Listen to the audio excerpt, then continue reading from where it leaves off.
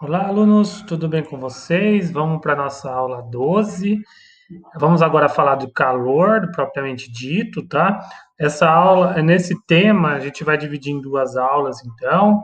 Essa é a primeira parte, depois nós vamos ter a seguinte, tá?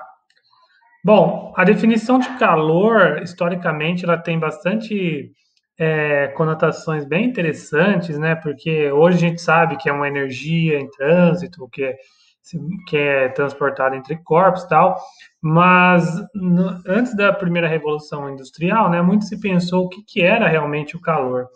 E aí Joule, ele foi muito importante, ele fez os primeiros experimentos de como se transforma calor em trabalho, e aí ele começou então junto com outros pensadores da época, a teorizar a teoria do calórico, que o calor seria como se fosse um fluido que passava de um corpo para outro, que um corpo teria mais calor, que receberia mais fluido, enfim. Essa teoria caiu por voga, tá? Mas o conceito de calor e a relação de trabalho permaneceu. Bom, então quem quiser pesquisar, esse experimento de Joule é bem interessante, a gente vai retornar nele quando nós entrarmos na parte de termodinâmica, tá? Bom, mas o que nós vimos até agora, né? Então, o calor vai ser essa energia térmica em trânsito, ele vai ocorrer sempre que tiver diferenças de temperatura. A unidade dele, então, vai ser joules, mas isso vem lá da época de joules, do joule, do watt, que eles usavam a unidade de caloria, tá? E assim, a transformação de um para outro é aproximadamente aí 4,1868, tá bom? Então, assim, nessa primeira parte a gente vai usar bastante calorias, tá? Mas saiba que no sistema internacional precisamos usar joules, tá? Geralmente os exercícios eles te dão a taxa de conversão. Outra unidade também muito usada é o BTU, que é British Thermal Units. Isso aqui é usado bastante para refrigeradores, ar-condicionado, tá? É uma unidade britânica e também equivale aí a 1.055 joules, tá?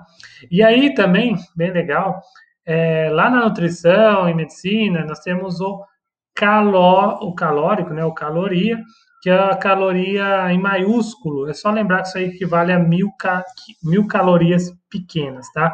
Não, assim, esse caloria minúsculo veio da teoria do calórico, né, com os pensadores da área de física, mas esse caloria aqui maiúsculo já vem mais da parte da alimentação, tá bom?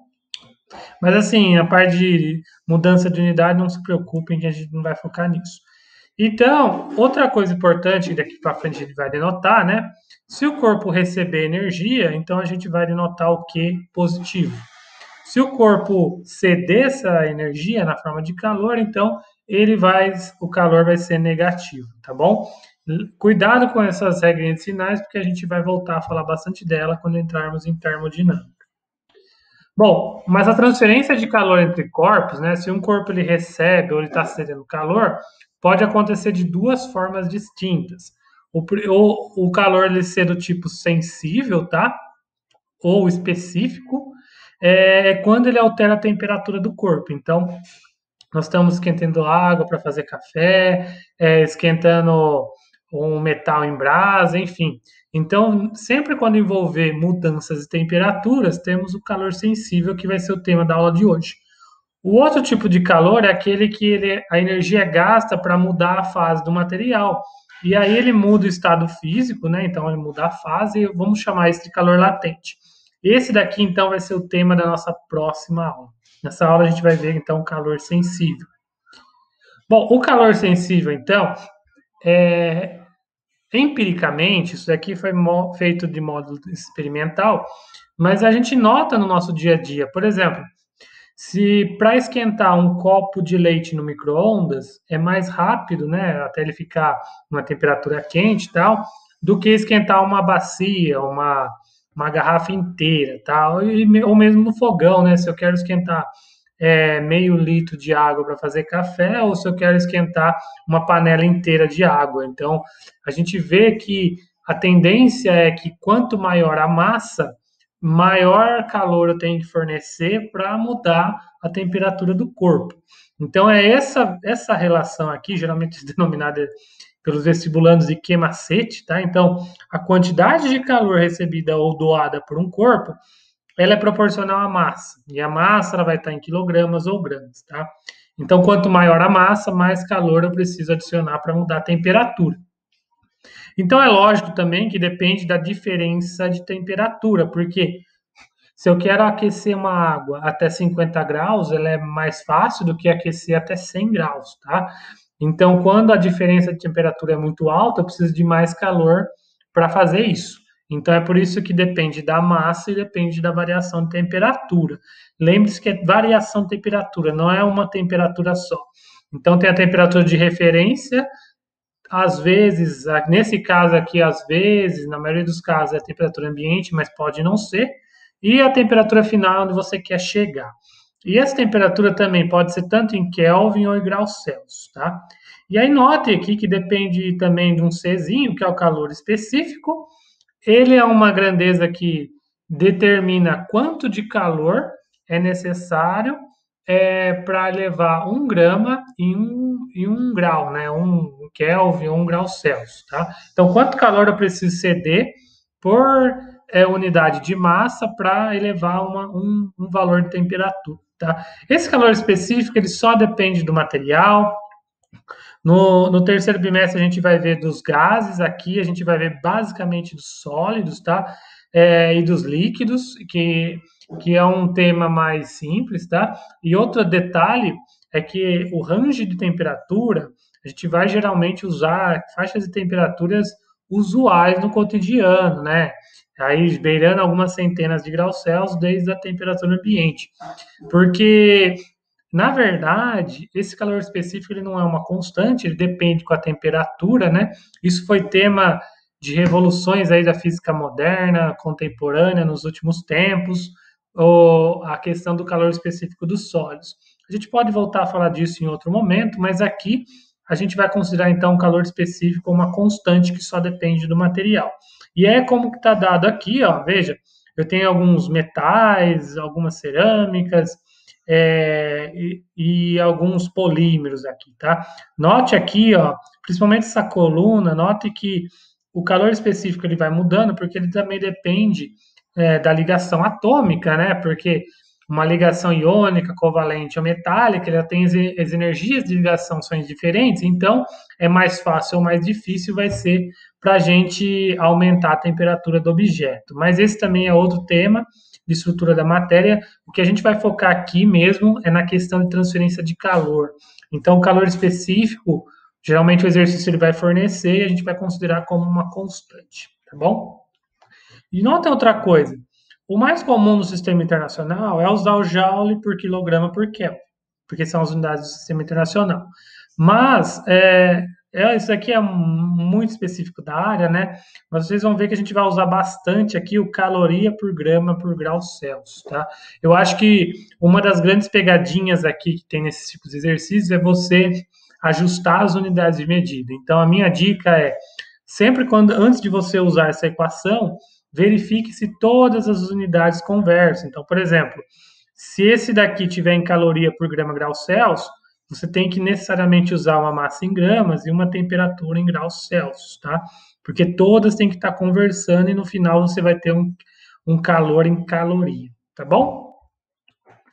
Outro tema importante também é a capacidade térmica. Por que acontece? O calor específico, ele geralmente é dado é uma questão de material, né? Então depende de quanto calor você precisa fornecer por grama para elevar de 1 grau a temperatura do corpo. Mas em alguns casos, principalmente no calorímetro que a gente vai ver, há uma capacidade, uma grandeza melhor, que é essa capacidade térmica que nós denotamos por C maiúsculo, que é uma grandeza que dependa da massa do material também. Ou seja, no sentido que a capacidade térmica é quanto calor eu preciso fornecer àquele material para aumentar em 1 grau Celsius a temperatura do objeto. Tá? Notem aí que eu não estou levando em consideração a massa explicitamente. Tá?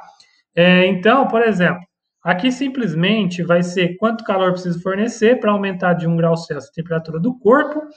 E se a gente relacionar lá com aquela questão, expressão anterior, nós vemos que a capacidade térmica de um corpo geralmente simplesmente é a massa vezes o calor específico, tá?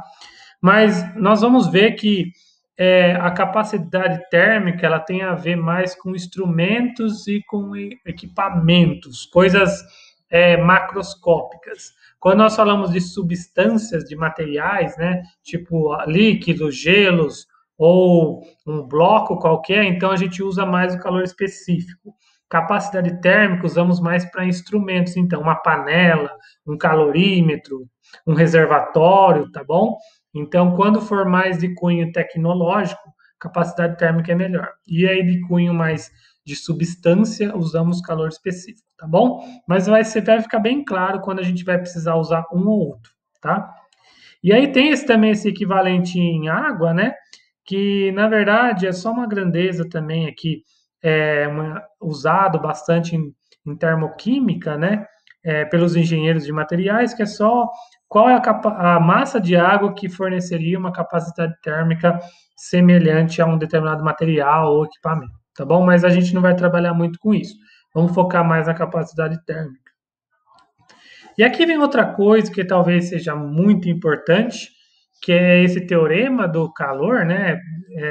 Ela, principalmente aqui devotado ao conde de Unford, né? O Sr. Thomson, que é o seguinte: durante quaisquer processos de transferência de calor entre corpos, pode ser tanto 2 corpos, 3 corpos, 5 corpos, um processo, 2, quantos tenha, a ideia é o seguinte: a soma algébrica da troca de calor entre todos os corpos vai ser nula, tá? Pode parecer bem trivial isso daqui, mas isso daqui, notem que um corpo ele vai doar calor e o outro vai receber. Então, naturalmente, um Q aqui vai ser negativo e o outro vai ser positivo, de tal forma que o balanço dê zero, tá? Mas notem que isso daqui a gente vai usar bastante, tá? E muitas vezes vai envolver bastante processo, então são vários tipos de calor que nós vamos ter que somar. Mas a raiz da questão é sempre a mesma. Durante as trocas de calor, nós somamos então os calores recebidos e doados pelos corpos ao longo do processo inteiro, numa soma algébrica. Bom, e aqui chegamos no calorímetro, né? Então, esse calorímetro é um instrumento usado para isolar corpos do exterior. Vocês vão ver que a capacidade térmica dele, geralmente, ela é bem própria para não absorver muito calor do ambiente e da substância que está no seu interior. Então, nada mais, nada menos, ele consiste de um reservatório, tá? Com uma parede aqui bem isolante, exatamente para você isolar o líquido que você está trabalhando aqui do exterior. E aí tem um tampo hermético que não deixa passar calor, né, o máximo possível. E aí dentro desse tampo você tem, por exemplo, termômetros e outros tipos de instrumentos, por exemplo, um agitador para fazer o experimento de Joules, né, para você mexer a solução. E aí o termômetro ele vai registrando a temperatura. Então, o calorímetro nada mais é, então, que esse sistema que isola sua substância do exterior, tá bom? E muitas vezes, apesar de ele ter uma capacidade térmica bem elevada, né, porque precisa de muito calor para mudar a temperatura dele de 1 grau, mas apesar disso, ele vai entrar naquela expressão algébrica da soma dos calores. E aí, geralmente, envolve capacidade térmica, não calor específico. Tá bom? Mas no final das contas, é o calor sensível, aquele queimacete que a gente viu, tá bom? Mas notem então, quando tiver um calorímetro descrito no exercício, você tem que considerar também as trocas de calor com ele, tá bom? Quando ele não for mencionado, então, é porque ele é ignorado, tá?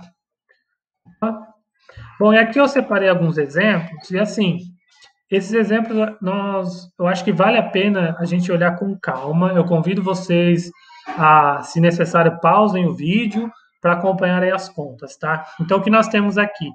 Temos 1 quilograma de glicerina, que é uma substância aqui, tá? Até inflamável. Ela tem um calor específico dessa unidade, então está em calorias por grau Celsius, tá? Então, notem, a massa aqui da glicerina precisa estar em gramas, então eu vou usar 1000 gramas. Não vou usar 1 quilograma, tá? Inicialmente, ele está a menos 30, notem, a menos 30 graus Celsius. Então, o grau Celsius também está batendo aqui com essa unidade. Ele recebe 12.000 calorias, né? Então, o calórico aqui também está batendo. Eu quero saber a temperatura final da glicerina. Então, nós temos lá glicerina a menos 30 graus. Recebeu 12.000 calorias, qual que é a temperatura final? Então, notem, eu não falei nada de transformação de fase, então não teve transformação de fase, simplesmente aumentou a temperatura. Bom, então, eu vou usar então a relação lá do calor sensível, eu vou exprimir isso em termos de variação de temperatura, porque é o que eu quero achar. O Q vai ser 12.000, a massa vai ser 1.000 gramas, porque eu preciso do valor em gramas, o calor específico está aqui. Fazendo as contas, então, eu acho que é 20 graus Celsius. Mas cuidado, porque tenta interpretar o exercício. O que ele quer, ele não quer a variação de temperatura, ele quer saber a temperatura final. E a temperatura final, então, esse ΔT vai ser a final menos a inicial. Ou seja, a temperatura final é a temperatura inicial mais aquele incremento de temperatura. Então, a variação de temperatura é 20, temperatura inicial menos 30. Note que o sinal ele acompanha aqui, porque é abaixo de zero. Então, eu chego que a temperatura final é menos 10 graus Celsius. Tá certo? Vamos para um outro exemplo? Colocam-se 500 gramas de ferro, aí ele dá o calor específico do ferro, né, 0,1. Ele está a 42 graus Celsius. Então, eu tenho ferro, 500 gramas a 42 graus Celsius. Num recipiente de capacidade térmica desprezível, então não vamos considerar o calorímetro. E aí ele tem 500 gramas de água. Então, eu tenho 500 gramas de água a 20 graus, eu coloco o bloco de ferro ali, que está a 42 graus. Eu quero saber a temperatura de equilíbrio térmico. Então, notem, o ferro está a uma temperatura maior, ele vai ceder calor, enquanto a água ali, o líquido, ele vai receber esse calor, até os dois chegarem em equilíbrio térmico numa temperatura determinada. E aí é isso que a gente vai calcular. Então, eu vou precisar usar aquele balanço de calor, né? Então, notem aqui o calor do ferro, cedido pelo ferro, né? Mais o calor recebido pela água vai ser zero. Então, cuidado aqui que não entra o negativo aqui. O negativo ele vai vir naturalmente, vocês vão ver. Bom, aí os dois vão mudar a sua temperatura, não vai ter transição de fase, então é o calor sensível. Então, aqui é a parte do ferro, ó, massa do ferro, calor específico do ferro, a temperatura inicial dele é 42, a final é aquela temperatura de equilíbrio que a gente vai determinar.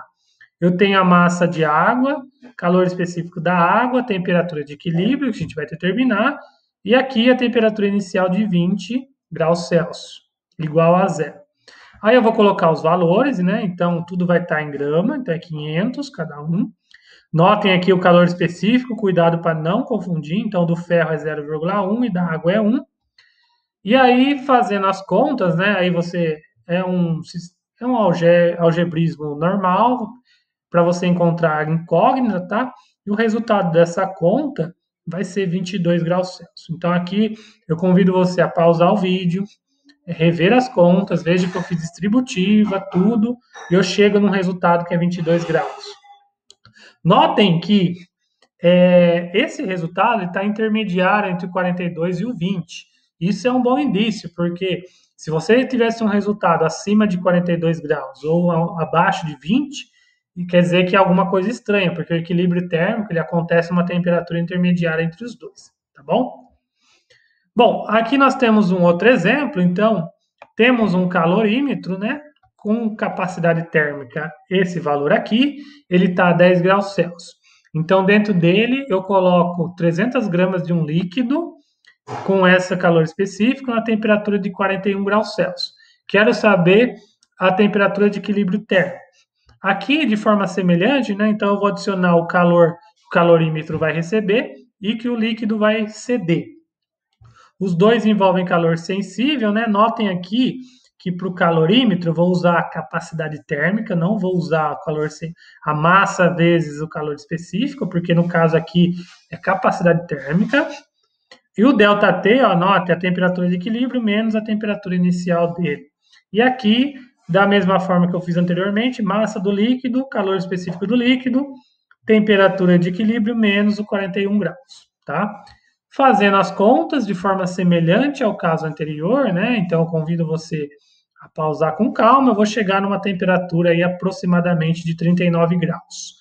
Note aí que, então, é levemente abaixo de 41, né? Então, inevitavelmente a água ela perde um pouco de calor, né? Mas veja que é bem pouquinho, porque a temperatura baixou pouco, e essa é a ideia do calorímetro, é um reservatório que perde pouco calor, tá? Bom, aí em seguida, então, depois que tiver essa situação, eu vou colocar um bloco metálico de 500 gramas a 200 graus Celsius. E aí eu quero saber o novo equilíbrio térmico, né, se estabelece a 60 graus. Então já tem a temperatura de equilíbrio. Eu quero saber qual é o calor específico do metal. E aí, ó, nota. Então qual que é essa situação agora? Eu tinha lá o calorímetro e o líquido em equilíbrio térmico. Aí eu coloquei o bloco que estava a 200 graus Celsius, e aí esse bloco ele cedeu calor, que foi recebido pelo líquido e o calorímetro. Então vamos ter aqui 3 tipos de calor. E aí vamos com calma aqui para entender. Todos os calores aqui são sensíveis, então não tem transição de fase, né? Então, ó, aqui eu tenho a parte do calorímetro, a capacidade térmica dele, né? E aí a temperatura final 60 menos a temperatura inicial, que agora é 39, que é o resultado anterior nosso. Aqui a parte do líquido, né? Então temos a massa do líquido, capacidade, calor específico do líquido, temperatura final menos a temperatura inicial. E aí temos a parte do bloco, que é a massa do bloco, 500 gramas.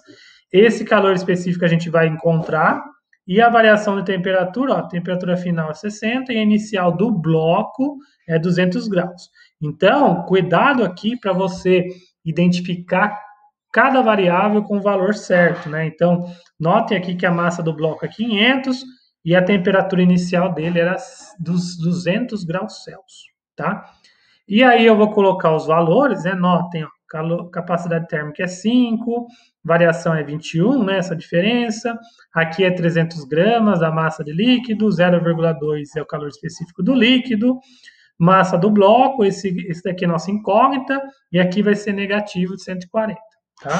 Então tenha muito cuidado para colocar as temperaturas e os parâmetros corretamente, porque um valor errado, um valor errôneo aqui, você já vai errar a conta inteira. E aí, fazendo as contas, né, eu convido depois vocês a pausarem o vídeo, você chega num valor aí aproximadamente de 0,0195 calorias por grama grau Celsius. E aí notem aqui, como que eu usei todas as grandezas aqui em grama, caloria, grau Celsius, o resultado final, então, vai ser essa unidade de medida, tá bom? Então, notem com calma, porque essa é uma questão, então, que envolve muitos parâmetros, é fácil de se confundir, tá bom? Pessoal, então a primeira parte era essa, espero que tenham gostado. Na próxima parte a gente vai ver calor latente. Obrigado e até a próxima.